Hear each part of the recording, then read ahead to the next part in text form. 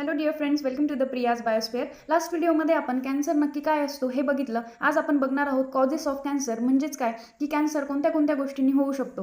मग मित्रांनो, ज्या सगळ्या गोष्टी कॅन्सर कॉज करतात त्यांना कार्सिनोजेन्स असं म्हटलं जातं. मग या कार्सिनोजेनमध्ये खूप साऱ्या गोष्टी इन्क्लूड होतात. जसं की पहिली गोष्ट आहे म्युटेशन. म्युटेशन म्हणजे काय, आपल्या जीनमध्ये, आपल्या जेनेटिक मटेरियलमध्ये काही बिघाड झाला की त्याला म्युटेशन असं म्हटलं जातं. त्यामुळेही कॅन्सर कॉज होतं. जसं की P53 जीन, त्याच्यामध्ये जर म्युटेशन झालं तर कॅन्सर होतो. नंतर आहे फिजिकल एजंट. काय असतात? Chemical agent. मग फिजिकल एजंट म्हणजे काय, जसं की आपण ऐकलंय की UV रेज जे उन्हामधून येतात त्याच्यामुळे स्किन कॅन्सर होतो, तो झाला फिजिकल एजंट. आणि असे खूप केमिकल आहेत ज्यामुळे कॅन्सर कॉज होतो, त्या सगळ्यांना केमिकल एजंट आणि कार्सिनोजेन असं म्हटलं जातं.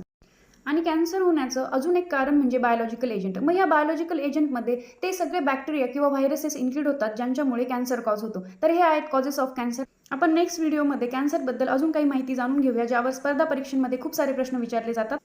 व्हिडिओ आवडला असल्यास नक्कीच लाईक करा, शेअर करा. थँक्यू.